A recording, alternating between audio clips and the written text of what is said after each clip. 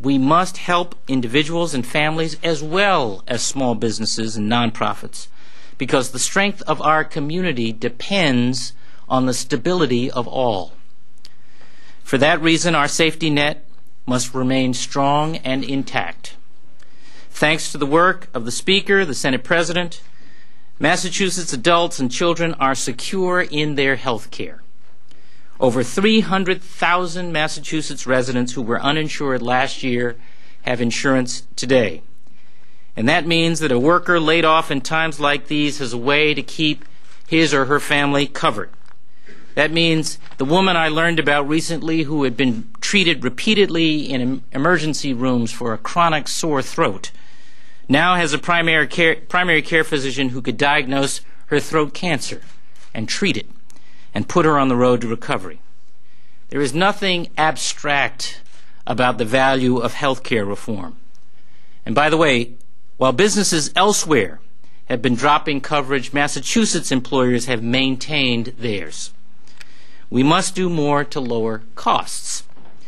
And we applaud the Senate President on her cost reduction legislation and look forward to working closely with her and with Secretary Bigby on her Healthy Mass initiatives to get that job done. Now more than ever, we see the wisdom of greater health security, and we look to all participants, individuals, businesses, providers, payers, as well as government, to share responsibility for sustaining health care reform. Several other initiatives will help families save money now. Auto insurance reform, for example, means savings of $200 to $300 for drivers beset by some of the highest insurance rates in the nation, money that can be used by families to help to combat the rising price of gas or food. Heating assistance means relief for low-income people dealing with record-high heating oil prices. A proceeding is underway at the Department of Public Utilities to make our low-income utility programs the most protective in the nation.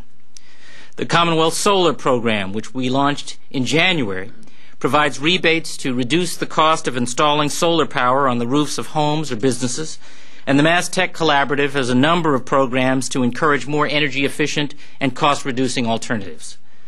Now, beyond these cost-saving opportunities, we must continue to address the rise in mortgage foreclosures. Attorney General Coakley and Secretary O'Connell have taken a number of effective steps to address this challenge. To date, the Division of Banks has secured delays in proceedings for nearly 700 homeowners so they can restructure their debt and stay in their homes. Last week, we awarded $2 million in grants to fund 11 regional foreclosure prevention initiatives. This is important because foreclosures are devastating to owners who may lose their life savings, to residents who may lose their shelter, and to whole neighborhoods which will suffer from lower property values, rising blight, and widespread strain on human service agencies. Ultimately, this is a national problem, and it requires a national solution. I'm proud to support the efforts in Washington of our own Congressman Barney Frank and Senator Chris Dodd to provide fundamental relief. Here at home, we need to redouble our efforts. First, I am today lending my support to legislation sponsored by Senator Diane Wilkerson and Senator Marion Walsh to impose a moratorium on the eviction of renters from foreclosed properties who have paid their rent and followed the rules.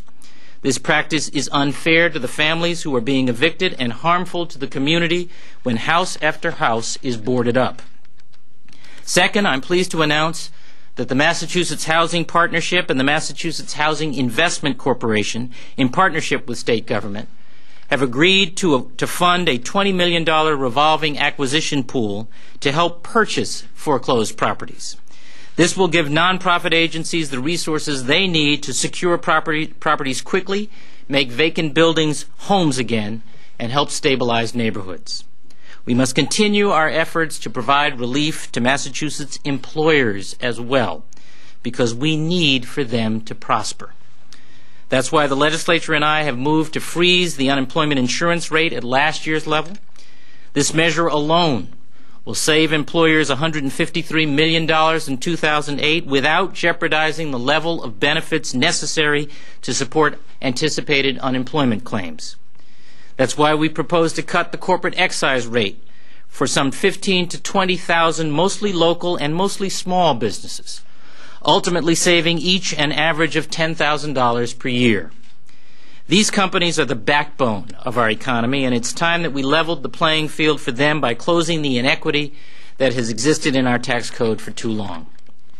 And that's why Secretary Bowles has begun piloting energy SWAT teams, or what he calls Commonwealth Energy Resource Teams, to provide specialized energy assistance for companies in the Commonwealth struggling with high energy costs. One other concern I hear from small and mid-sized companies is about their access to working capital, the routine credit they need to sustain normal operations and growth. In addition to community banks, which are generally in a solid financial condition and ready to lend, Mass Development and Mass Housing have pledged their partnership and resources in implementing our program for economic growth. I have confidence in the Commonwealth, and so should you. Over its history, Massachusetts has reinvented its economy over and over again. The Bay State is the land of second choices. My confidence depends on action, however, not nostalgia. By restraining state spending, investing in our infrastructure and ourselves, positioning ourselves and our communities for growth in key industries of the future, and maintaining a safety net that ensures the short-term security of all, we can not only endure tough times, we can build a prosperous future. My confidence also depends on unity. We are blessed with extraordinary people, forged in struggle, hardened by experience, enlivened by a tradition of innovation and an entrepreneurial spirit. We remain one community, sharing responsibility for creating a shared prosperity. No one is alone. We are all of us in this together. So we will work together, sacrifice together, take action together, and hope together, so that we can stand together and celebrate the culture of opportunity to which we recommit today. Thank you all for coming.